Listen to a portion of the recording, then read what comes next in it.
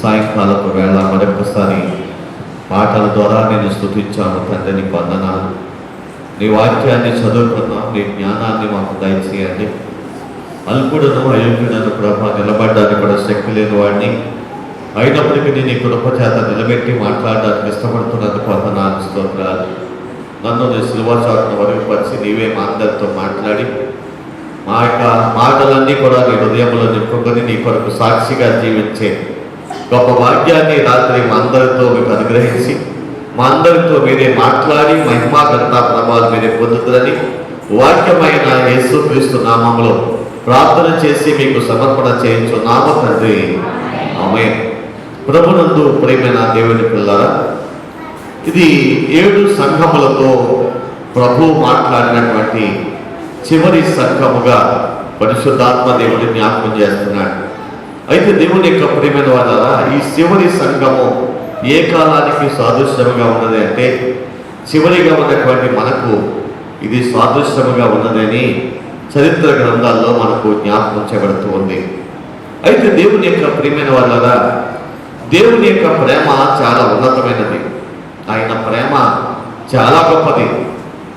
ఆయన ఎంతగా మానవులను ప్రేమించాడో, మానవుల కొరకు ఆయన ఎంతగా కన్నీళ్లు కాలుస్తూ ఉన్నాడో, మానవుల కొరకు ఆయన ఎంతగా ప్రేమించి వారి కొరకు తన చేతులు చాపుచు దివారాత్రములు కూడా ఆయన మానవుల కొరకు ఎంతగా పరితాపం చెందుతున్నాడు.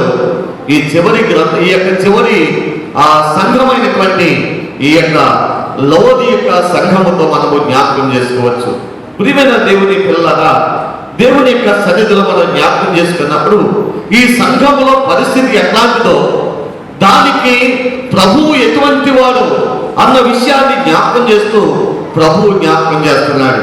ఏమని జ్ఞాపకం చేస్తున్నాడని మనకు జాగ్రత్తగా పరిశీలన చేసినట్లయితే ఆయన జ్ఞాపకం చేస్తున్నాడు. 14వ వచనం అంటున్నా చూడండి, ఆమేన్ అనువాడును నమ్మకమైన సత్య సాక్షియు దేవుని దృష్టిలో ఆదియుడైన వాడు చెప్పు సంగతులే మనగా. దేవుని యొక్క ప్రేమైన వారా, ప్రతి సంఘముతో ప్రభు మాట్లాడినప్పుడు చాలా ఆశ్చర్యకరమైనటువంటి విషయాన్ని మాట్లాడుకుంటూ ప్రభు మాతో మాట్లాడుతూ ఉన్నాడు. అయితే ఈ సంఘముతో కూడా ప్రభువు జ్ఞాపకం చేసుకున్న మాట ఏంటంటే ఆమేన్ అనువాడు. ప్రియమైన వారా, ఆమేన్ అనువాడు మొట్టమొదటిగా ప్రభు మాట్లాడిన మాట ఆమేన్ అనువాడు. ఆమేన్ అంటే అర్థం ఏంటి? అలాగూ జరుగునుగాక అని మాట. అంటే ఏది అలాగూ జరగాలో అలాగూ జరిపించడానికి శక్తి కలిగిన వాడు అని ప్రభువు ఆమేన్ అనువాడు అని జ్ఞాపకం చేస్తున్నాడు. అంటే ప్రభువు ఎటువంటి వాడంటే అలాగూ జరగాలో, ఎలాగూ జరగాలని దేవుని యొక్క చిత్తములో ఉందో అలాగూ జరిగించగలిగినటువంటి సమర్థుడు, సాధ్యములు కలిగినటువంటి శక్తి కలిగినటువంటి దేవుడు అని ఈ ఆమేన్ అనువాడు అనేటువంటి పదములో ప్రభు మనతో మాట్లాడుతున్నాడు. దేవుని యొక్క ప్రియమైన వారా, ఇంకా మనం చూసినట్లయితే నమ్మకమైన సత్య సాక్షి. రెండవది ఏంటంట? నమ్మకమైన సత్య సాక్షి. ప్రభు ఈ సంఘముతో మాట్లాడుతున్నటువంటి శ్రేష్టమైన మాటల్లో రెండవ మాట ఏంటంటే నమ్మకమైన సత్య సాక్షి. ఒకటి నమ్మకమైన వాడు, రెండవది ఎటువంటి వాడు అంటే సత్య సాక్షి కలిగిన, సత్యం కలిగిన వాడు. నేనే మార్గములు, నేనే సత్యమును, నేనే జీవమునైన. సత్యము. ప్రియమైన దేవుని పిల్లారా, ఈ రోజుల్లో మనం జ్ఞాపకం చేసుకున్నట్లయితే పేరుకు సత్యముగా మనం ఉండగలుగుతాం, కానీ మన జీవితాల్లో అనేక సందర్భాల్లో సత్యము అనేది కనబడదు. మాటల్లో కానీ, ప్రవర్తనలో కానీ, చూపులో కానీ, తలంపుల్లో కానీ, ఆలోచనలో కానీ, ప్రతి విషయంలో కూడా. ఎందుకంటే ముందు బాగానే మాట్లాడతాం, కానీ వెనకాల మన హృదయాల్లోకి ఎంత ఉందంటే అసత్యంతో నిండుకున్న హృదయాలు అనే దేవుని వాటిని జ్ఞాపకం చేస్తుంది. ఎందుకనంటే మన ఊహ కేవలము చెప్పగలరా, మన ఊహ కేవలము చెడ్డది. ఎక్కడ చెప్పారు ప్రభువు? ఆదికాండము 6వ అధ్యాయము 5వ వచనం అంటాడు. ఏమని రాశారండి? నరుల యొక్క చెడుతనము భూమి మీద గొప్పదని, వారి హృదయములో ఉన్న తలంపులలోని ఊహ అంతయు ఎల్లప్పుడూ కేవలము చూడండి, కేవలము చెడ్డది. నేను మంచోడిని, నా మాటలు మంచివి అని అంటాను సరిపోం. ఎందుకో తెలుసా? మనలో వచ్చి ఊహ అంతా కూడా ఎటువంటిదంట? ఊహిద్దామను. ఆ ఊహించినటువంటి ఆ మాటలన్నీ కూడా మంచివి కాదు. అందుకే ప్రభు చెప్తున్న ఈ సంఘముతో ప్రభు చెప్తున్న వాడి మాట ఏంటంటే నమ్మకమైన సత్య సాక్షి. ఆయన ఎటువంటి వాడంటే నమ్మకమైన వాడు. నమ్మకమైన వాడు. ఆయన నమ్మితే దేవుని యొక్క ప్రియమైన వాళ్ళ ఆది అంతమైనటువంటి వాడు కాబట్టి ఆ పరలోక రాజ్యంలో చేర్చగల వాడు నేనే, కాబట్టి నన్ను మీరు నమ్మాలి అని ప్రభు ఈ సంఘములో జ్ఞాపకం చేస్తారు. ఎందుకంటే ఈ సంఘములు ఏం కొలువైందంటే నమ్మకత్వము కొలువైంది. దేవుని యొక్క ప్రియమైన వాళ్ళ ఈ సంఘములు ఏం కొలువైందంటే నమ్మకత్వం కొలువైంది. నమ్మకత్వం లేదు. అందుకే ప్రభు ఈ సంఘాన్ని జ్ఞాపకం చేస్తా అన్నాడు నమ్మకమైన సత్య సాక్షి. దేవుని యొక్క ప్రియమైన వాళ్ళ ఈ రోజుల్లో మనం జ్ఞాపకం చేసుకున్నట్లయితే మనుషుల్లో ఏం లేదంటే నమ్మకత్వం లేదు. ఎలా ఉన్నారు మనుషులంటే ఈ సంఘంలో ఉన్న పరిస్థితి నేటి దినాల్లో ఉన్న మనుషుల యొక్క జీవితాన్ని మన జీవితాన్ని మనం పోల్చుకుంటే ఈ విధంగా ఒకవేళ మనం ఉన్నామేమో అన్నది చాలా బాధకర విషయం. ఎందుకంటే మరొక మాట మనం జ్ఞాపకం చేసుకున్నట్లయితే ఈ సంఘములో ప్రియమైన దేవుని పిల్లలారా, ఈ సంఘములో ప్రభు ఎక్కడ ఉన్నాడు అని మనం చూసినట్లయితే ఆయన ఎక్కడ ఉన్నాడంటే బయట ఉన్నాడు. సంఘానికి బయట ఉన్నాడు, లోపల లేదట. ఎంత బాధకర విషయం అండి. ఈ రోజుల్లో అనేక మంది సంఘం అంటే విశ్వాసుల యొక్క సముదాయం. దేవుని యొక్క ప్రియమైన వాళ్ళరా, యేసుక్రీస్తు రక్తం చేత కడగబడిన వారిని సంఘము అని పరిశుద్ధాత్మ దేవుడు జ్ఞాపకం చేస్తున్నాడు. అంటే కడగబడిన వారిలో ప్రభువు మాత్రము నివాసము చేయండి. ఎంత బాధకర విషయం. అందుకే ఈ అధ్యాయం ఈ సంఘముతో మాట్లాడుతున్నప్పుడు ప్రభు అనేకమైన విషయాన్ని ప్రభు మనకు జ్ఞాపకం చేస్తున్నాడు. దేవుని యొక్క ప్రియమైన వాళ్ళ జాగ్రత్తగా మనం గమనించినట్లయితే ఈ సంఘముతో ప్రభు మాట్లాడుతున్నటువంటి శ్రేష్టమైన విషయం ఏంటంటే నమ్మకమైన సత్యసాక్షి. నమ్మకమైన సత్యసాక్షి. నమ్మకమైన వాడు ప్రభు వాడు. ఆయన నమ్మితే చెడిపోయిన వారు ఎవరు ఉండరండి. ఆయన నమ్మితే పాడైపోయిన వారు ఎవరు లేరండి. ఎందుకంటే ఆయన నమ్మినటువంటి వారిని ఎవరిని కూడా ఆయన పాడు చేసినటువంటి దాఖలు ఎక్కడా కనిపించనే. నమ్మాడు ప్రియమైన వాళ్ళ. ఆయన నమ్మాడు, కానీ మనం ఆయన నమ్మలేకపోతున్నాం. ఆయన నమ్మినటువంటి ప్రతి ఒక్కరిని కూడా ఆయన ఉన్నతమైన స్థితికి నడిపించాడు. అదే విషయాన్ని ఈ సంఘముతో పరిశుద్ధాత్మ దేవుడు జ్ఞాపకం చేస్తాడు. ఏమన్నాడంటే నమ్మకమైన సత్యసాక్షియు దేవుని సృష్టిలో ఆదియునైన వాడు చెప్పు సంగతులే మనగా జ్ఞాపకం చేస్తున్నాడు. దేవుని సృష్టిలో అంటే దేవుడు సృష్టించినటువంటి సృష్టిలో ఆది అయిన వాడు అంటే మొదటివాడు. అందుకే ప్రభు అంటాడండి నేనే మొదటివాడను, నేనే దేవుని యొక్క ప్రేమైన వాడు. ఆది అయిన వాడు, ఆదిలో ఉన్నవాడు. చాలాసార్లు మనం జ్ఞాపకం చేసుకున్నాం. సామెత రాసిన గ్రంథంలో మనం జ్ఞాపకం చేసుకున్నప్పుడు సామెత రాసిన గ్రంథంలో ప్రభు అంటాడు కదా ఆయన యొద్ద నేను ప్రధాన శిల్పిని పుట్టిన. ఎప్పుడు భూమికి రమంతైనను సృష్టించకమునిపి పునాది వేయకమునిపి ఆయన యొద్ద నేను ఉన్నాను అని జ్ఞాపకం చేసినటువంటి సందర్భం పరిశుద్ధ గ్రంథంలో మనకు జ్ఞాపకం చేస్తారు. కాబట్టి ప్రభువు ఎలాంటి వాడు అని చూసినట్లయితే ఆయన ఆదియునైన వాడు. ఎందుకు ఈ మాటలు ప్రభు జ్ఞాపకం చేశాడు? నన్ను నమ్మమని ఎందుకు చెప్పాడు? నేను సత్యాన్ని కలిగినటువంటి వాడిని ప్రభు ఎందుకు చెప్పాడు? నేను ఆదిలో ఉన్నవాడిని ఎందుకు చెప్పాడు? నన్ను నమ్మని ఎందుకు ప్రభు చెప్పాడు? ఆమెనంటే అలాగూ జరిగించేవాడిని నేనే అని ప్రభు ఎందుకు సంఘంతో చెప్పాడంటే ఈ సంఘంలో ఉన్నటువంటి పరిస్థితులు చాలా బాధాకరమైన పరిస్థితులు.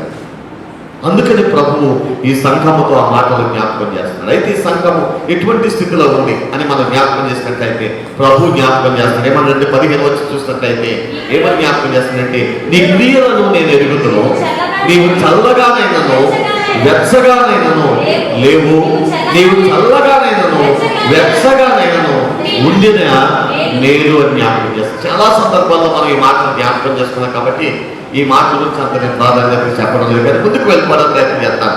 అయితే దేవుని యొక్క ప్రియమైన వాళ్ళ ఈ సంఘముతో ప్రభు చెప్తున్న మాట ఏంటంటే నువ్వు చల్లగానే లేవు, వెచ్చగానే ఎలాగున్నావు, నులివెచ్చగా ఉన్నావని ప్రభు జ్ఞాపకం చేస్తున్నాడు. అంటే సంఘములో ఎలాగుంది సంఘం అంటే అటు వెచ్చగా లేదట, ఇటు చల్లగా లేదు. అంటే అటు ఆత్మీయతలో లేదు, ఇటు ఒకవేళ లోక సంబంధంగా జీవిస్తుందంటే అలా లేదట. ఎలా ఉందంటే నులివెచ్చగా. అంటే అటు దేవుల్లో ఉన్నట్టు కనబడుతుంది, ఇటు లోకంలో ఉన్నట్టు కూడా కనబడుతుంది. దేవునికి ఎంత బాధకరం విషయం. ఈ రోజుల్లో చాలా మంది సంఘములు రక్షించబడినటువంటి వారు, బాప్తిస్మం తీసుకున్నటువంటి వారు ఎటువంటి వారుగా ఉన్నారంటే అటు లోకములో ఉంటున్నారు, ఇటు దేవుళ్ళను ఉంటున్నారు. ఎంత బాధకరం విషయం.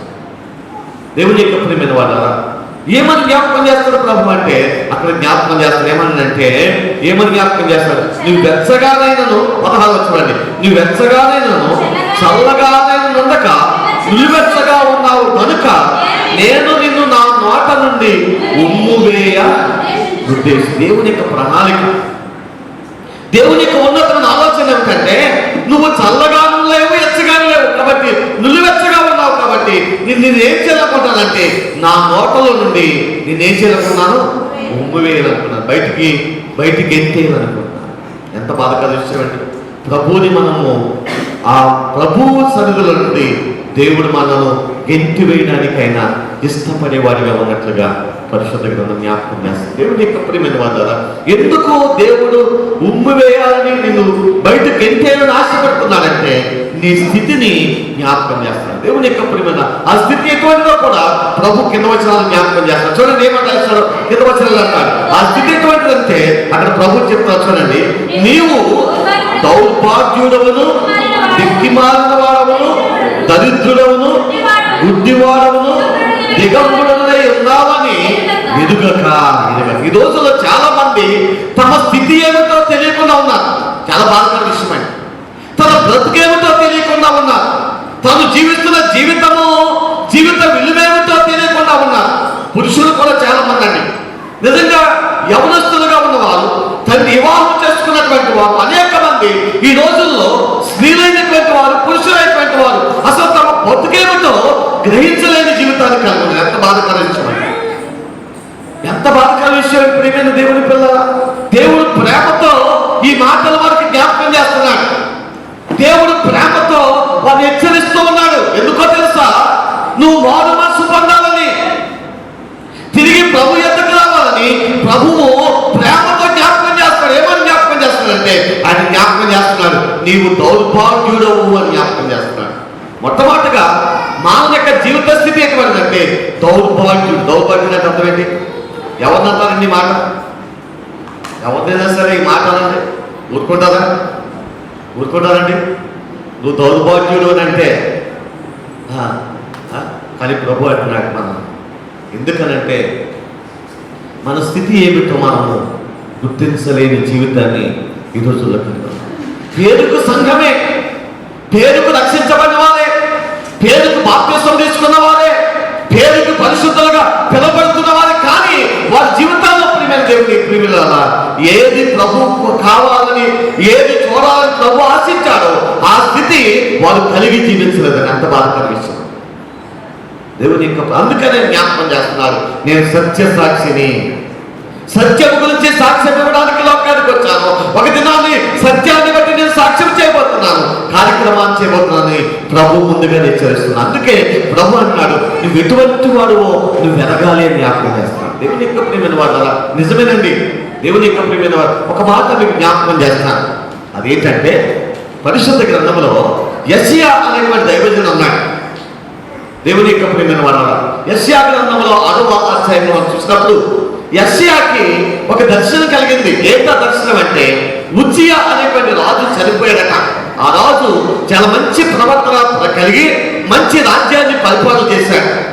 ఈ యెషయా ఈ రాజు ఎప్పుడైతే చనిపోయాడో అప్పుడు చాలా కన్నీళ్ళు కచ్చాడట. అయ్యో ప్రభువా, ఇంత మంచి రాజు ఇంత సడన్ గా చనిపోయాడే, ఈ ఇశ్రాయేలు ప్రజలను సరైన రీతిలో నడిపించే రాజు ఎవరొస్తారా అని కన్నీళ్లు కలుస్తూ ఉంటే దేవుని యొక్క ప్రియమైన వాళ్ళ అప్పుడు దేవుడు యెషయాకి ఒక దర్శనాన్ని చూపించాడు. అదేంటంటే యెషయా ప్రార్థన చేస్తూ ఉన్నాడు, ప్రభు సన్నిధిలో కన్నీళ్లు కాలుస్తూ ఉన్నాడు. కన్నీళ్లు కాలుస్తూ ఉంటే దేవుని యొక్క ప్రియమైన వాళ్ళ యెషయా గారికి ఒక దర్శనం వచ్చింది. ఏంటి ఆ దర్శనం అంటే ఆకాశము తెరవబడింది. దేవుని యొక్క ప్రియమైన మన జీవితాల్లో కూడా చాలా మందికి దర్శనాలు వస్తాయి. మరి మీకు వస్తున్నాయి లేదో తెలుసు, కానీ దేవుని యొక్క సన్నిధిలో కన్నీళ్ళతో మన ప్రభు సన్నిధిలో మొదలుపెట్టినప్పుడు మన జీవితం గురించి, మన భవిష్యత్తు గురించి, జరగబోతున్నటువంటి అనేక విషయాలు, జరుగుతున్న విషయాల గురించి ప్రభు మాతో మాట్లాడతాడు, దర్శిస్తాడు. దేవుని యొక్క వాక్యము ద్వారా, దేవుని యొక్క దర్శనము ద్వారా దేవుడు మనతో మాట్లాడతాడు. ప్రేమైన దేవుని పిల్లలు, యెషయాతో దేవుడు మాట్లాడాడు. ఎలాగ మాట్లాడాడంటే, ఆకాశం తెరవబడినట మనుష్య కుమారుడు సింహాసనం మీద ఆయన నిలిచి ఉన్నాడు, కూర్చొని ఉన్నాడు. ఆయన చుట్టూ దేవదూతలు ఉన్నారు. వారందరూ కూడా 2 రెక్కలతో ఎగురుతూ ఉన్నారట, 2 రెక్కలతో ముఖాలు కప్పుకున్నారట, 2 రెక్కలతో కాలు కప్పుకున్నారట. ఈ దర్శనం అంతా కూడా యెషయా గారు చూస్తా ఉన్నాడు. దేవుని యొక్క ప్రియమైన వాడారా, యెషయా ఎప్పుడైతే ఈ దర్శనాన్ని చూశాడో, దేవుని యొక్క ప్రియమైన వాడారా, ఆ దర్శనాన్ని చూసినప్పుడు, అక్కడ జరుగుతున్నటువంటి ఆ పరిస్థితి చూసినప్పుడు, దేవుని యొక్క ప్రియమైన వాడారా, ఏం కనబడుతుంది పరిస్థితి అంటే, అక్కడ ఆ దేవదూతలు 2 రెక్కలతో తన ముఖాన్ని కప్పుకున్నాయి, 2 రెక్కలతో తన పాదాలు కప్పుకున్నాయి, 2 రెక్కలతో ఎగురుతూ ఆడుతున్నాయి. ఇదిగో సర్వలోకనాథుడు పరిశుద్ధుడు పరిశుద్ధుడు పరిశుద్ధుడని ప్రభువుని స్తుతిస్తున్నాయి. ఎందుకంటే ఆయన పరిశుద్ధతను యెషయా చూశాడు, ఆయన పరిశుద్ధతను చూశాడు, ఆయనకున్నటువంటి తేజస్సును చూశాడు, ఆయనకున్నటువంటి గొప్పతనాన్ని చూశాడు. ఆ మహిమను యెషయా చూసి అప్పుడు ఏం చేశాడంటే, ఆ మహిమను చూసి తన వైపు చూసుకున్నాడట, తన ఇంటిని చూసుకున్నాడట, తన హృదయాన్ని చూసుకున్నాడట, తన చుట్టుపక్కల చూసుకున్నాడట. ప్రియమైన దేవుని పిల్లలు, ఎప్పుడైతే యెషయా ఆ దర్శనాన్ని చూసి తన వైపు తాను చూసుకున్నాడు, తన స్థితి ఎటువంటిదో గుర్తించగలిగాడు. అందుకే దేవుని వాక్య భాగంలో ఆయన అంటాడు, ఏమంటాడో తెలుసా? చక్కటి మాట, అయ్యో నేను అపవిత్రుడను, అపవిత్రమైన పెదవులు గలవాడను, అపవిత్రమైన జనుల మధ్యలో నివాసం చేస్తున్నాను. చూడండి, అయ్యో అయ్యో నేను అపవిత్రుడను. దేవుని యొక్క ప్రేమని వాడాలి. ఆయన పరిశుద్ధత చూసినప్పుడు, ఆయనకు తేజస్సుని చూసినప్పుడు మన స్థితి ఏమిటో మనకు తెలుస్తుంది. అందుకే దేవుడు ఆ సంఘముతో మాట్లాడుతూ తన స్థితి ఏమిటో జ్ఞాపకం చేస్తున్నాడు. నువ్వు ఎటువంటి దాని అంటే నువ్వు దౌర్భాగ్యుడవు. ఎంత బాధకర విషయం అండి. ఈ స్థితి మనకు తెలియాలి అని అంటే మనము దేవుని యొక్క సన్నిధికి రావాలి, దేవుని యొక్క వాక్యములకి వెళ్ళాలి. ఈ రోజులో చాలా మంది చీకటిలో ఉన్నవారు, పాపము చేసేవారు, లోక సంబంధమైన కార్యక్రమాల్లో పాల్పంచుకునేవారు దేవుని సన్నిధికి రాదు. ఎందుకో తెలుసా? దేవుని యొక్క సహవాసంలో రాదు. ఎందుకో తెలుసా? వారి క్రియలు కనబడతాయని, వారు చేసే పాపపు క్రియలు, వారు జీవించే దౌర్భాగ్యమైనటువంటి జీవితము ప్రభు మాట్లాడుతూ ఉంటారు కాబట్టి దాన్ని విడిచిపెట్టలేక దేవునికి దూరం అయిపోయేవారు ఎంతో మంది ఉన్నారు. దేవుని యొక్క ప్రియమైన వాళ్ళ ఎంతకాలం దూరం అయిపోతారు? దేవుని యొక్క ప్రియమైన వాళ్ళ ఒక దినాన్ని మాటిస్తారు, నరకానికి వెళ్తారు. బాధకర విషయం అండి. అని ప్రభు అంటున్నాడు, ఏమని జ్ఞాపకం చేస్తాడంటే, సంఘములో ఉన్నటువంటి నీవు ఎటువంటి వాడుగా ఉండాలంటే దౌర్భాగ్యుడిగా ఉండటానికి వీల్లేదు, దౌర్భాగ్యుడిగా ఉండటానికి వీల్లేదు. అందుకే ప్రభు చెప్తున్న మాట ఏమంటాడంటే, నువ్వు దౌర్భాగ్యుడవను, దిక్కిమాలిన వాడవను, దరిద్రుడవను, గుడ్డివాడవను, దిగంబరుడై ఉన్నానని ఎదుగక. అది ఎరగకనేటువంటి స్థితిని కలిగి ఉందట. ఎంత బాధకర విషయం అండి. ఇవన్నీ వర్ణించడము చాలా సమయం అవుతుంది. అయినా నేను మీకు క్లుప్తంగా మీకు ఈ మాటలు జ్ఞాపకం చేస్తున్నాను. ఎన్ని మాటలు జ్ఞాపకం చేశాడండి? 1 దౌర్భాగ్యుడవు, 2వది దిక్కుమాలి వాడవు, 3వది దరిద్రుడవు, 4వది 5వది గుడ్డివాడవు, 6వది దిగంబరుడవు. దేవుని ఎన్నింటినీ మీరు వర్ణించాలి అంటే చాలా సమయం, ఒక్కొక్కటి ఒక రోజు మనకు అనుకోదండి. అయినప్పటికీ మీకు క్లుప్తంగా ఈ మాటలు జ్ఞాపకం చేస్తున్నాను. మన స్థితి ఏమిటో, మనం ఎటువంటి స్థితిలో ఉన్నామో దిక్కుమాల వలనని ప్రభు యొక్క వాటిని జ్ఞాపకం చేస్తాం. దేవుని యొక్క ప్రేమ నిజమేనండి. ఎందుకనంటే ఒక్క క్షణము ప్రభు మన వైపు చూడకపోతే మనం ఏమైపోతామండి? చాలా బాధకర విషయం. ఒక చిన్న బలహీనత మనకు వస్తే మనం ఏమైపోతామండి? అప్పుడు దాకా బాగానే ఉంటాం. ఆ చిన్నప్పుడు నేను ఒక సెంటెన్స్ ఎప్పుడు మర్చిపోలేని విషయం అండి. అదేంటంటే, ఢిల్లీ జయరాజు గారు ఉన్నారు కదా, ఆయన ఢిల్లీలో ఉండేవాడు. ఢిల్లీ నుంచి ఆయన వస్తున్నారు అని ఆయన నాన్నగారికి కౌరు వచ్చింది. పుల్లయ్య గారు అనుకుంటే ఆయన పేరు. ఆయన కౌరు వచ్చింది. మరి మీకు అవకాశం గుర్తుందో నాకు తెలియదు, కానీ గుర్తుంటే ఆయన కొడుకు వస్తున్నాడు అనేటువంటి ఆనందంతో ఆయన ఏం చేశారంటే చెరువులోకి వెళ్ళి కావడేసుకుని నీళ్ళు తీసుకొచ్చాడండి. ఆనందంగా ఇంటికి నీళ్ళు తీసుకొచ్చి ఆ నీళ్ళు తీసుకొచ్చిన 10 నిమిషాలకి నొప్పి కింద వచ్చింది, ఆయన చనిపోయాడు. దేవుని ఆ ఆనందము అంటే కొడుకు వస్తున్నాడు అనేటువంటి ఆనందం తన జీవితంలో అయితే మనం ఎటువంటి వారము అని అంటే దేవుని వాక్యం జ్ఞాపకం చేస్తుంది. మీరు అంతలో కనబడి అంతలో మాయమైతే ఆవిర్భవిస్తున్నారు. కానీ మనమేమనుకుంటున్నామంటే నాకు ధన సమృద్ధి ఉంది, నేను ధనవంతుడిగా ఉన్నాను, నాకు మంచి ఆరోగ్యం ఉంది, నాకు అంత అంత ఉంది, ఆ ఎండ ఉంది, ఈ ఎండ ఉంది, ఆడున్నాడు ఈడున్నాడు, ఏదైనా అవసరమైతే వీళ్ళందరూ నాకు సహకారులుగా ఉండాలని ఏదేమో ఊహించుకొని మన జీవితాన్ని దేవునికి దూరం అయిపోతున్నాం, దేవుని సన్నిధికి దూరం అయిపోతున్నాం. కానీ దేవుని వాక్యం జ్ఞాపకం చేస్తాడు. దేవుని జ్ఞాపకం చేస్తాడంటే అక్కడ జ్ఞాపకం చేస్తున్నాడు, నీవు దౌర్భాగ్యుడు దిక్కుమాలిన వాడవను, దరిద్రుడు గుడ్డివాడు దిగబడి ఉన్నానని ఎదుగక నేను ధనవంతుడను, ధనవృద్ధి చేసుకుని ఉన్నాను, నాకేమీ కొదువలేదని చెప్పుకొనిచున్నావు. ఈరోజు చాలా మంది ఈ రీతిగానే తమ జీవితాన్ని అనుకుంటున్నారు. కానీ దేవుని ప్రియమైన వారి ద్వారా అక్కడ ప్రభు జ్ఞాపకం చేస్తున్న మాట ఎంత శ్రేష్టమైన మాట. మనం జ్ఞాపకం చేసినట్లయితే ఆయన జ్ఞాపకం చేస్తే ఏమన్నాడంటే, నీవు ధనవృద్ధి చేసుకున్నట్లు అగ్నిలో పుటవేయన బంగారమును నీ దిశములను సిగ్గు కనబడుతున్నట్లు ధరించుకుడు తెల్లని వస్త్రములను నీకు దృష్టి కలిగినట్లు నీ కన్నులకు కాటుకను నా యొద్ద కొనుక్కొనమని బుద్ధి చెప్తున్నాడు. ఏంటంటే నువ్వు ఏ ధనము సంపాదించుకోవాలో ఆ ధనము నా యొద్ద సంపాదించుకో. ఏ ధనము నీ జీవితానికి మేలుకరమో పుటము వేయబడినటువంటి బంగారం, దేవుని యొక్క ప్రియమైన వారు పుటము వేయబడినటువంటి బంగారం ఒక శ్రేష్టమైనది పరలోక రాజ్యంలో సంపాదించుకోమని బుద్ధి తెచ్చుకొని నువ్వు నడుచుకోవడానికి ప్రయత్నించమని ఆయన జ్ఞాపకం చేస్తున్నాడు. అక్షయమైనది అది నువ్వు సంపాదించుకోవడానికి ఎప్పుడు కూడా బంగారం ఆ యొక్క పుటములు వేసినప్పటికీ పోనటువంటిది, కరిగిపోనటువంటిది శ్రేష్టమైనటువంటి ఆశీర్వాదాన్ని నీ జీవితంలో సంపాదించుకో, అది నా యొద్ద తెచ్చి సంపాదించుకొని ప్రభు జ్ఞాపకం చేస్తుంది. రెండవదిగా మనం చూసినట్లయితే నీ దిశమల్ల సిగ్గు కనపడుతున్నట్లు ధరించుటకు తెల్లని వస్త్రములను ధరించుకున్నాను. ఏమన్నాడండి? తెల్లని వస్త్రము. ఏంటంటే రక్షణ వస్త్రం, దేవుని యొక్క పరిశుద్ధత వస్త్రము, దేవుని యొక్క ప్రియమైన వారు పరిశుద్ధత వస్త్రం, నీతి వస్త్రం. పరిశుద్ధ గ్రంథంలో చాలా వస్త్రాలు మనకు కనబడుతూ ఉంటాయండి. మీరు పరిశుద్ధ గ్రంథాన్ని జాగ్రత్తగా మీరు చదువు చేసినట్లయితే నీతి వస్త్రము, రక్షణ వస్త్రము, ఇంకోటి మనం చూసినట్లయితే రక్షణ వస్త్రము, నీతి వస్త్రము, పరిశుద్ధత వస్త్రము.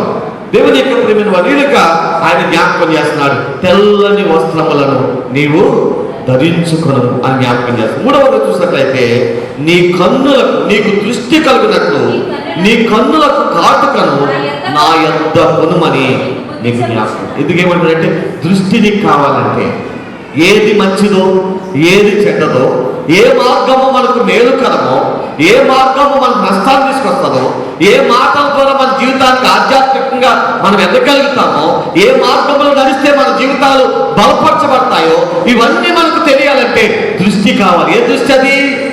ఏ దృష్టి అండి? శరీర సంబంధమైన దృష్టి కాదండి, ఆత్మ సంబంధమైన దృష్టి. ఆత్మ సంబంధమైన దృష్టి, ఆత్మ సంబంధమైన దృష్టి కావాలి. ఈ దృష్టి లేకపోయినా పర్వాలేదండి, మనం గుడ్డివాళ్ళమైనా పర్వాలేదు. ఎందుకో తెలుసా? ఈ దృష్టి లేకపోయినా పర్వాలేదు. ఎందుకో తెలుసా? ఆత్మ సంబంధమైన దృష్టి ఉంటే ఆత్మ సంబంధమైన కార్యాలు మనము చూడగలుగుతాము. ప్రభు మన కొరకు దాచినటువంటి ఆత్మ సంబంధమైన కార్యాల్ని మన జీవితాల్లో చూడగలుగుతాం. అందుకని ప్రభువు ఈ మూడు విషయాల్ని నేర్చుకోమని ఈ సంఘానికి పరిశుద్ధాత్మ దేవుడు హెచ్చరిస్తూ ఉన్నారు. ఇంకా మనం జ్ఞాపకం చేసినట్లయితే ఎందుకు ఇలాగ హెచ్చరిస్తున్నాడు అని మనం చూసినట్లయితే ఆయన అంటున్నాడు 19 చూసినట్లయితే, నేను ప్రేమించు వారందరినీ గద్దించి శిక్షించుతున్నాను అన్నాడు. కనుక నీవు ఆసక్తి కలిగి ఏం చేయాలి? మారు మనసు. అది దేవుని ప్రేమ. ఇటువంటి దౌర్భాగ్యమైనటువంటి జీవితాన్ని కలిగిన ఈ సంఘముతో ప్రభువు చెప్తున్న మాట ఏంటంటే, నిన్ను శిక్షించడం కారణం ఏంటో తెలుసా? నువ్వు తిరిగి మారు మనసు పొందాలి. దేవుని యొక్క కొన్ని సందర్భాల్లో కొన్ని సమస్యలు మన కుటుంబానికి వస్తాయి, కొన్ని వ్యాధులు వస్తాయి, కొన్ని ఇబ్బందికరమైన పరిస్థితులు వస్తాయి. ఎందుకంటే ఇవన్నీ కూడా మనకు ఏం చేస్తాయంటే మారు మనసు పొందడానికి మనల్ని ప్రభు సన్నిధికి నడిపించేవిగా ఉంటాయి. కానీ చాలామంది ఎన్ని ఇబ్బందులు వచ్చినా ప్రభు సన్నిధికి రారండి. దేవుని యొక్క ప్రియమైన వాళ్ళు ఎటువంటి వారంటే వాత వేయబడిన మనస్సాక్షి కలిగిన వారు. రోమిలు రాసిన పత్రికలో పరిశుద్ధాత్మ దేవుడి జ్ఞాపకం చేస్తారు. చూస్తారా పరిశుద్ధ గ్రంథంలో రోమిలు రాసిన పత్రిక 2వ అధ్యాయం దేవుని వాక్య భాగంలో మనం చూసినట్లయితే రోమిలకు రాసిన పత్రిక 2వ అధ్యాయం దేవుని వాక్యంలో మనం చూసినట్లయితే పరిశుద్ధాత్మ దేవుడు ఆ మాటను జ్ఞాపకం చేస్తాడు. వారు ఎటువంటి వారంటే వాత వేయబడిన మనస్సాక్షి కలిగిన వారు అని పరిశుద్ధాత్మ దేవుడు ఆ స్థలంలో మనకు జ్ఞాపకం చేస్తూ ఉన్నాడు. దేవుని యొక్క శ్రద్ధలు మనం చూసినట్లయితే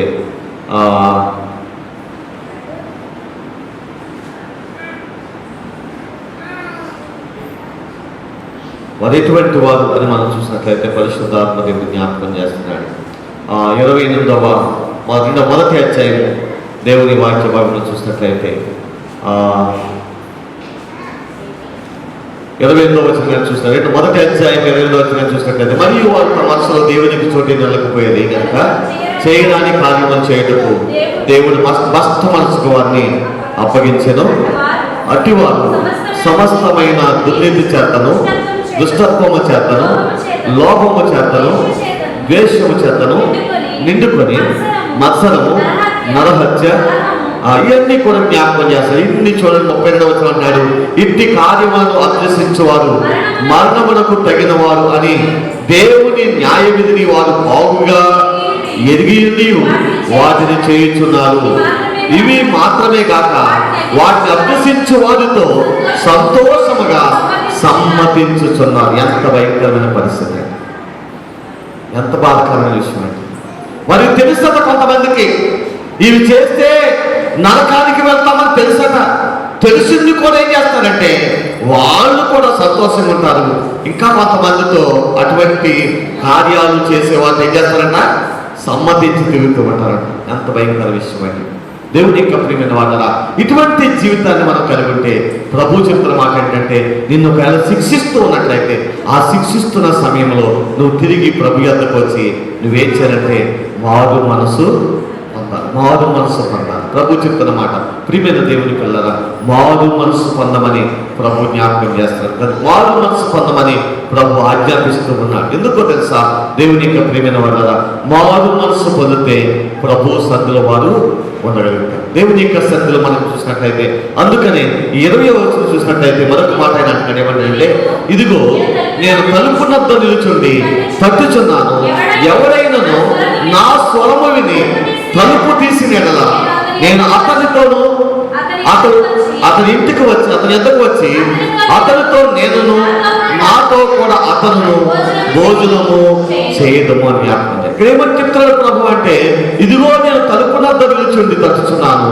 ఎవరైనా నా స్వరము విని తలుపు తీసిన ఎడల నేను అతని ఎద్దకు వచ్చి అతనితో నేనును నాతో అతను కూడా భోజనము చేసి. అంటే ప్రభు ఎక్కడ ఉన్నాడంటే బయట ఉన్నాడు. సంఘములో ప్రభువు లేడట, హృదయంలో ప్రభువు లేడు. ఎందుకంటే హృదయములంతా కూడా ఏముందంటే ఏది ఉండకూడదో ప్రభువు ఆ మనుష్య హృదయాలలో ఉందట. ఎంత బాధకర విషయమే. అందుకే ప్రభువు ఆ హృదయాల్లో లేకుండా ఎక్కడున్నాడంటే బయట ఉన్నాడు. అందుకని అన్నాడు తట్టుచూ ఉన్నాడు. దేవుని ప్రేమ, దేవుని యొక్క ప్రేమను వాడరా, దేవుని ప్రేమ ఎంత గొప్పదో చూడండి. ఇటువంటి దౌర్భాగ్యమైన జీవితాన్ని కలిగిన, ఇటువంటి దిక్కుమాలిన స్థితి కలిగి ఉన్న, ఇటువంటి గుడ్డివాడిగా జీవిస్తున్నా, ఇటువంటి భయంకరమైన జీవితాన్ని కలిగి ఉన్నప్పటికీ ప్రభు ఎంత ప్రేమిస్తూ ఉన్నాడు ఈ సంఘాన్ని అంటే నిజంగా ఆయన ప్రేమ చాలా ఉన్నతమైన ప్రేమ అండి. నిజంగా నేను చదువుతున్నప్పుడు నా కళ్ళమ్మట నీళ్ళు తిరిగాయండి ఇందాక. ఎందుకో తెలుసా, ఆయన ప్రేమను నేను చూసినప్పుడు.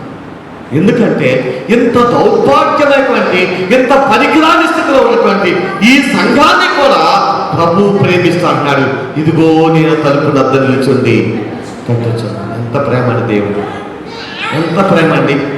నిజంగా ఆయన ప్రేమ ఎంత ప్రేమ అండి. దౌర్భాగ్యులైనటువంటి వాడు, దిక్కుమాలు పనికిరానటువంటి వాడిని కూడా దేవుడు ప్రేమిస్తున్నాడట.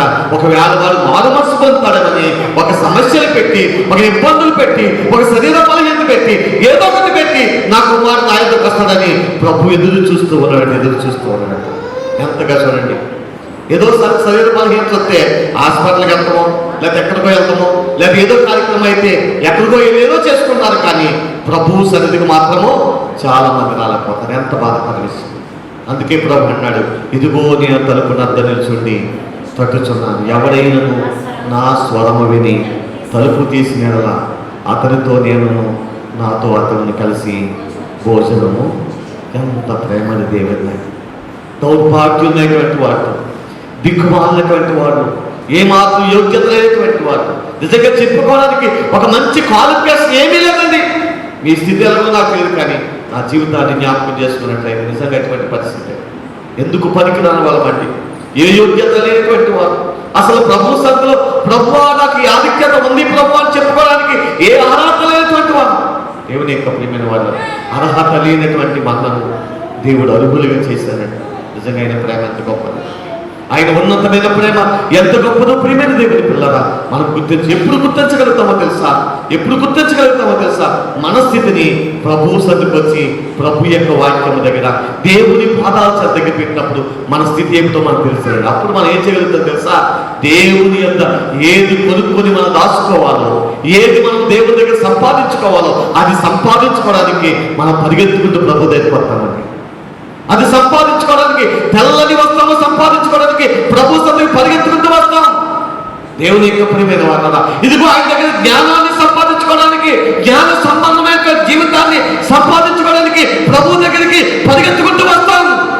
అంతేకాదు, పరలోకములో నిత్య ధనాన్ని సంపాదించుకోవడానికి, పరలోకములో యుగములు దివారాత్రములు అనేక కోటాను కోట్ల సంవత్సరాలు జీవించడానికి అవసరమైన ఉన్నతమైన స్థితిని సంపాదించుకోవడానికి ప్రభు దగ్గరికి పరిగెత్తుకుంటాం. ఎప్పుడో తెలుసా?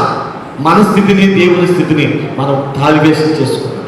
ఈ రోజుల్లో చాలా మంది ఈ స్థితిని గుర్తించలేకే దేవుని యొద్దకు రాలేకపోతున్నారు. దేవుని ప్రియమైన వారు, కానీ ప్రభువు ప్రేమ ఎంత కలిగిన వాడంటే, ఎంత ప్రేమ అయినదంటే, ఎంత ఉన్నతమైన ప్రేమతో ఆయన ప్రేమిస్తున్నాడంటే, శాశ్వతమైన ప్రేమతో ఆయన ప్రేమిస్తున్నాడంటే ప్రియమైన వాళ్ళ ఎంత శాశ్వతమైందంటే నిజంగా చూడండి ప్రియమైన వాళ్ళ. దౌర్భాగ్యాలు తెలిసినప్పటికీ, దిగ్గమాలని తెలిసినప్పటికీ, దళితుడని తెలిసినప్పటికీ, ఇదిగో గుడ్డివాడని తెలిసినప్పటికీ, ఎందుకు పనికిరాని వాడని తెలిసినప్పటికీ ప్రభు మాత్రమాట చేతులు చాపుచున్నాడు. ఇదిగో నా కుమారుడ, నా కుమార్తె, ఇదిగో తట్టుచున్నానయ్యా, నా శబ్దాన్ని వినయ్యా, నా స్వరాన్ని వినయ్యా, నా మాట వినయ్యా, నా మాటకు నువ్వు లోపడితే, నా మాటకు విధేయత అయితే, ఇదిగో నాతో కలిసి, ఇదిగో ప్రభు నాకు ఇచ్చేటువంటి ఆ పరలోక రాజ్యములో నాతో కలిసి సహవాసం చేయడానికి, నాతో కలిసి పరలోక సింహాసనం మీద కూర్చుంటే గొప్ప ఆధిక్యతను నీకు ఇవ్వబోతున్నానని ప్రభు పిలుస్తున్నాడని. ఎంత ప్రేమ అండి అయింది, ఎంత ప్రేమ అండి అయింది. నిజంగా ఆయన ప్రేమకు సాటి అయినది ఏమంటారు? ఈ రోజుల్లో దేవుని ప్రియమైన వాళ్ళ అనేక మంది ప్రేమను తృణీకరించి తుచ్చమైన వాటికండి, పనికిరాని వాటి, దేవుని యొక్క ప్రియమైన లోక సంబంధమైనటువంటి ఈ వ్యసనాలు కొంతకాలానికి మాత్రమే పనికొచ్చేటువంటి, దేవుని యొక్క ప్రియమైన కొంతకాలానికి అవి ఎందుకు పనికిరానివి. అటువంటి వాటిని ఆశపడి దేవుని యొక్క ప్రియమైన వాళ్ళ దేవుని చెప్పిన శ్రేష్టమైన దాన్ని, ఉన్నతమైన దాన్ని, మహిమోన్నతమైన దాన్ని, చెప్పసాక్ష్యము కానివ్వండి ఉన్నతమైన స్థితిని చేతులారా పాడు చేసుకునే వాళ్ళ కుటుంబాల్లో ఎంతమంది లేదండి, ఎంతమంది లేదండి. మీ భర్తల పరిస్థితి ఏంటి? మీ భార్యల పరిస్థితి ఏమిటి? మీ బిడ్డల పరిస్థితి ఏమిటి? ఒక్కసారి ఆలోచించే, ఒక్కసారి మన స్థితిని మనం ఆలోచన చేస్తే నా ప్రియమైన వాళ్ళ దేవుని ప్రేమ ఎంత గొప్పదో మనం గుర్తించగలుగుతామండి. ఎంత గొప్పదో గుర్తించగలుగుతాం ప్రియమైన వాళ్ళ. అప్పుడు మనం చెప్పగలుగుతామండి, బ్రతుకుట క్రీస్తే, చావైతే నాకు లాభం అనగలుగుతాం. దేవునికి నిజమే ప్రియమైన వాళ్ళ. ఏ దినాన్ని ఏ సమయంలో చనిపోయినా మనం ప్రభు సన్నిధిలో ఉంటామండి. ఆయనతో కలిసట రాజ్యములు ఏస్తామని ఎంత ఆధ్యాత్మికమైన ఆశీర్వాదం తెలియదు. ప్రియమైన దేవుని పిల్లరా, ఈ గొప్ప ధన్యత మన కుటుంబంలో మనం సంపాదించుకోవాలండి, మన పిల్లలు సంపాదించుకోవాలంటే, మనం కలిగిన వాళ్ళందరూ సంపాదించుకోవాలి. కానీ లోక సంబంధమైన వాటిని ఆశపడి దేవుని సన్నిధిని తృణీకరిస్తున్నాను. మీకు అందరికీ తెలుసండి యాసావు గురించి అండి. దేవుని యొక్క ప్రియమైన వాళ్ళ హెబ్రీయులకు రాసిన పత్రికలో పరిశుద్ధాత్మ దేవుడు ఎంత బాధకరమైన మాట రాశాడో తెలుసు. దేవుని యొక్క ప్రియమైన వాళ్ళు ఒకసారి చూస్తారు, ఒక్కసారి మాట జ్ఞాపకం చేస్తాను. హెబ్రీయులకు రాసిన పత్రిక దేవుని యొక్క ప్రియమైన వాళ్ళ 12వ అధ్యాయం దేవుని వాక్య భాగంలో మనం జ్ఞాపకం చేసుకున్నప్పుడు ఎంత బాధకర విషయం అండి. నిజంగా మాట చదువుతూ ఉన్నప్పుడు ఎంత బాధకర విషయం అండి. దేవుని వాక్యములు జ్ఞాపకం చేస్తూ వచ్చాడు. 16వ వచనం ఏమన్నా చూడండి, ఒక్క పూట కూటి కొరకు తన జ్యేష్ఠత్వ హక్కును అమ్మివేసిన యాసావు వంటి భ్రష్టుడైన వ్యభిచారి అయినను నీలో ఉండునేమో అని జాగ్రత్తగా చూసుకొనడి. యాసావు ఆ తరువాత ఆశీర్వాదం పొందకొని కన్నీళ్లు విడుచుచు దానికోసము శ్రద్ధతో వెతికినను మారు మనస్సు పొందనవకాశము దొరకక విసర్జింపబడినని మీరు ఎదుగుదురు కదా. ఎంత మనకు విషయం. ఈ రోజుల్లో చాలా మంది దేవుడిచ్చినటువంటి మంచి స్థితిని పాటు చేసుకొని, దేవుడిచ్చిన ఉన్నతమైన స్థితిని పాటు చేసుకొని, తుచ్చమైన వాటికి, లోక సంబంధమైన వాటి వరకు, పనికిరాని వాటి వరకు సమయాన్ని హెచ్చించి, ధనాన్ని హెచ్చించి, తన ఆరోగ్యాన్ని హెచ్చించి, తన సమస్తాన్ని హెచ్చించి, చేతులారా చేతులారా చేతులారా తన కలిగిన ఏది శ్రేష్టమైనదో ఆ శ్రేష్టమైన దాన్ని పాటు చేసుకొని ఈ రోజులు అనేక మంది దౌర్భాగ్యులుగా జీవిస్తున్నారండి. దిక్కు లేని వారిగా అయిపోతున్నారు. చివరికి వారి జీవితాల్లో ఏముంది కలిగి ఉందంటే ఏమీ కల్పించలేదు. చివరికి అయ్యో ఇంత కష్టపడ్డాను కదా, ఇంత ప్రయాసపడ్డాను కదా, ఏమి కలిగి ఉన్నాను అంటే వెనక చూస్తే ఏమీ లేదండి. శూన్యం. ఈరోజు ఎన్ని కుటుంబాలు నిరీతిగా ఉన్నాయి, ఎన్ని కుటుంబాలు నిరీతిగా పతనమైపోయిన కుటుంబాలని, ఎంతమంది జీవితాలని ఈరోజు పతనమైపోయిన వారు. దేవుని యొక్క ప్రేమను వాళ్ళరా, దేవుని ప్రేమను మనం గుర్తుందామండి, దేవుని ప్రేమను మనం గమనిద్దామండి. ఆయన ప్రేమ ఎంత గొప్పదో చూడండి. ప్రేమైన వల్ల ఏ విధము చేతనైనా మనం మారు మనసు పొందాలని, ఏ విధము చేతనైనా ఆయన ఎద్దకు రావాలని అనేక శ్రమలు పంపిస్తున్నాడట. ఆ శ్రమలో కూడా ఆయన మాట వెనకపోవడం చేత ఆయనే మన హృదయం అనే తలుపు దగ్గరికి వచ్చి, నా కుమారుడా, నా కుమార్తె, నా మాట వినయ్యా, నా కుమారుడా, నా కుమార్తె, నా మాట వినయ్యా, నా మాట వినమ్మా, నా మాటకు లోపడమ్మా అని ఆయన పిలుస్తూ ఉన్నాడట. దేవుని యొక్క ప్రియమైన వాళ్ళు ఆయన పిలుపుని వెళ్దామండి, ఆయన పిలుపుని లోపడదామండి. మన కుటుంబాల్లో ఎంతమంది లోపడలేదు. ఈ రాత్రి ఒకవేళ నిజంగాను మారు మనసు పొంది ప్రభు బిడ్డగా, ప్రభు సాక్షిగా నిలబడితే, నీవే దేవుని యొక్క సన్నిధిలో శ్రేష్టమైన ఆశీర్వాదాలు పొందుకోవాలని నీ కుటుంబం దీవించమని ఆశపడితే ఈ రాత్రి ఈ మాటలు నీ కుటుంబానికి తెలిసే ఏ విధము చేతనైనా సరే వారు మారు మనసు పొందడానికి, కన్నీళ్లతో ప్రార్థన చేయడానికి నువ్వు సిద్ధపాటు కలిగి నీ కుటుంబాన్ని, ఒక వ్యక్తినైనా మరణంలో తప్పించినట్లయితే ఒక దినాన్ని దేవుడిని నీకు బహుమానాన్ని ఇవ్వబోతుంది. నీ కుటుంబంలో ఒక వ్యక్తినైనా నువ్వు రక్షించగలిగితే, నీ భర్తనైనా, నీ పిల్లలైనా, నీ భార్యనైనా, ఎవరైనా సరే నిజమైన మారు మనసు అండి, నిజమైన మారు మనసు. నిలువెచ్చని స్థితి కాదండి. దేవుని యొక్క ప్రేమైన వాళ్ళ ఎచ్చని స్థితి. బ్రతుకుతా క్రీస్తే, చావైతే ఇది శ్రేష్టం. ప్రభు కోసమైన జీవిస్తారు. ఏమైనా సరే, ఏ పరిస్థితి ఎదురైనా అటువంటి ఉన్నతమైన స్థితిని మన జీవితాల్లో పొందాలి. ఈ రోజులు ఎంతమంది కుటుంబాల్లో ఈ స్థితి లేకపోయి బాధపడుతున్నారు. ప్రభు ఒక్కసారి ఆలోచించే, ఇంచుమించు ఎన్ని సంవత్సరాలండి ఇక్కడ సంఘము స్థాపించబడి, ఎన్ని సంవత్సరాలైందండి, ఎన్ని తరాలైపోయిందండి ప్రియమైన వాళ్ళ. కానీ దేవుని యొక్క సన్నిధిలో ఎంతమంది రక్షించబడగలిగారు, ఇంకెంతమంది దౌర్భాగ్యులుగా, దిక్కుమాలువారుగా, ఏమీ లేని వారుగా ప్రయాసపడుతున్నప్పటికీ, కష్టపడుతున్నప్పటికీ ఆ కష్టము యొక్క ప్రయోజనం ఏమిటో గుర్తించకుండా తమ జీవితాన్ని చేతులారా పాడు చేసుకున్న వారు ఎంతమంది యవ్వన బిడ్డలు పాడైపోతున్నారు, పెద్దవాళ్ళు పాడైపోతున్నారు. పెద్దవాళ్ళని కూడా ఈరోజు జ్ఞానం లేకుండా ప్రవర్తించేవారు ఎంతమంది, ఎన్ని కుటుంబాల్లో లేరండి. ఒక్కసారి ఆలోచన చేయండి. నా ప్రియమైన వాళ్ళ, ఇప్పుడైనా ప్రభువు తట్టు ఉండగా ఆయన స్వరాన్ని విని, ఆయన మాటను విని, ఆయన మాటకు లోబడితే దేవుని వాక్యం జ్ఞాపకం చేస్తూ జయించువారు నాతో కూడా తండ్రి నాకు రాజ్యం అప్పగించినటువంటి ఆ రాజ్యములో నాతో కలిసి రాజ్య పరిపాలన చేస్తారు అని ప్రభు జ్ఞాపకం చేస్తారు. అటువంటి గొప్ప భాగ్యాన్ని పరిశుద్ధాత్మ దేవుడి రాత్రి మన కుటుంబాలకు, ఆయా స్థలాల్లో మాటలు విన్న ప్రతి ఒక్కరికి అనుగ్రహించాలని, రేపటి నుండైనా మన కుటుంబాలు సమేతంగా, మన బిడ్డలు సమేతంగా ప్రభు సభ్యులు కలిసి ఇటువంటి శ్రేష్టమైన కార్యక్రమాల్లో పాలుపరుచుకొని ఆధ్యాత్మికంగా బలపరచడానికి పరిశుద్ధాత్మ దేవుడే నడిపించాలని ఈ మాటల ద్వారా జ్ఞాపకం చేస్తూ ఈయన మాటలు ముగిస్తూ ఉన్నాను. అట్టి కృపను పరిశుద్ధాత్మ దేవుడు మనందరికీ అనుగ్రహించి నడిపించునుగాక. ప్రార్థన చేసుకుందాం. ఎవరు విడలో ఎవరొకరు ప్రార్థన చేస్తూ ఉండగా ఒక చిన్న ప్రార్థన చేసుకుందాం. అలాగే స్త్రీల్లో కూడా ఒకరు ప్రేరేపించబడిన వారు ప్రార్థన చేయడానికి సిద్ధపడాలి.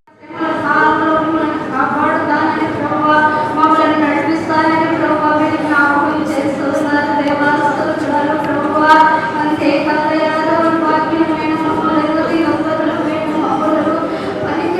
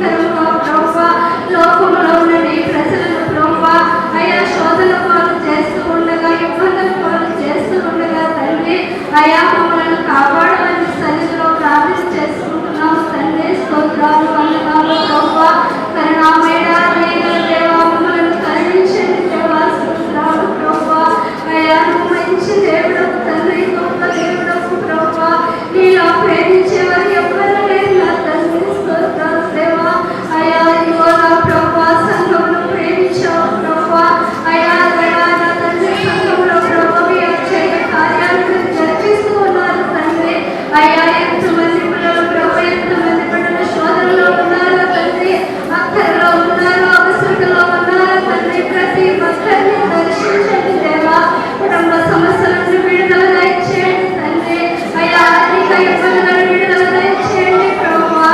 అయ్యా చిన్న బిడ్డలను ఆశీర్వదించి దీవించండి దేవా. స్తోత్రాలు ప్రభువా. యవనస్తులకు రక్షణ భాగ్యము దయచేయండి తండ్రి. స్తోత్రాలు ప్రభువా. అంతేకాదు దేవా, నా ఆరోగ్యాన్ని స్వస్థపరచండి ప్రభువా. అయ్యా నువ్వు గొప్ప దేవుడవు నా ప్రభువా. నీ మాటలో స్వస్థత ఉన్నది తండ్రి దేవా. స్తోత్రాలు ప్రభువా. మంచి ఆరోగ్యం ఇచ్చి నడిపించండి దేవా. గర్భఫలం కోసం ఎదురు చూస్తున్న నీ ప్రియబిడ్డలను జ్ఞాపకం చేసుకోండి తండ్రి. స్తోత్రాలు ప్రభువా.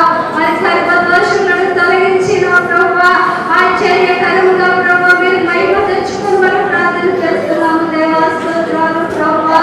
అయ్యా నువ్వు గొప్ప దేవుడవు ప్రభువా. నీకు అసత్యమైనది ఏమీ లేదు నా ప్రభువా. స్తోత్రాలు దేవా. అంతేకాదు ప్రభువా, రక్షణ లేక నశించిపోతున్న నీ ప్రజలను తండ్రి అయ్యా వారికి మారు మనసును పాప క్షమాపణ దయచేయమని ప్రార్థన చేసుకున్నాం దేవా. స్తోత్రాలు తండ్రి. నడిపిస్తున్నాము తండ్రి. దయగల దేవా కృప చూపించండి తండ్రి. పరిశుద్ధాత్ముడా దయగల దేవా మమ్ములను ప్రభువా కరుణించండి దేవా. స్తోత్రాలు యేసయ్యా. నా మంచి తండ్రి, నా నాయన మీరు నడిపిస్తూ ఉన్నారు ప్రభువా. నీ దాసులను మీరు బలపరుచుకుంటూ ఉన్నారు తండ్రి. స్తోత్రాలయ్యా. అయ్యా మీరు మాట్లాడుతున్న ప్రతి మాటకు మేము లోబడి తండ్రి నేను మహిమపరిచే వారుగా ప్రభువా, నీ నిత్య రాజ్యానికి వారసులమయ్యే వారుగా తండ్రి మమ్మల్ని అందరినీ ప్రభువా, మా కుటుంబాలను ప్రభువా సిద్ధపరిచి నీ రాకడ కాగితపరచుమని మా రక్షకుడైన యేసుక్రీస్తు వారి నామములో ప్రార్థన చేస్తున్నాం, మీకు అప్పగించుకుంటున్నాము తండ్రి. ప్రేమయు రక్షణకర్త యేసుక్రీస్తు కృపయు ఆదరణకర్తన పరిశుద్ధాత్మ యొక్క సన్నిధి సహవాసము ప్రార్థించబడిన ప్రతి అంశములకును, ఎన్న వాక్యములకును, హృదయ తలంపులకును, ప్రతి కుటుంబానికి, వారి కుటుంబముల ప్రతి ఒక్కరికి, ఈ లోకములో సకల పరిశుద్ధులకును ఇప్పుడు ప్రభుత్వ వరకు ఆయన సన్నిధి, ఆయన కాపుదల, ఆయన భద్రత, ఆయన యొక్క సమాధానము, ఆయన యొక్క నిత్యరాజ్యానికి వారసులుగా వారందరినీ తీర్చి నడిపించునుగాక. దేవుడు మిమ్మల్ని దీవించునుగాక. ఆయన కృపల వర్ధల చేయనుగాక. ఆయన నిత్య నివాసములో అందరూ కూడా పాలువారవుదురుగాక. అందరికీ వందనాలండి.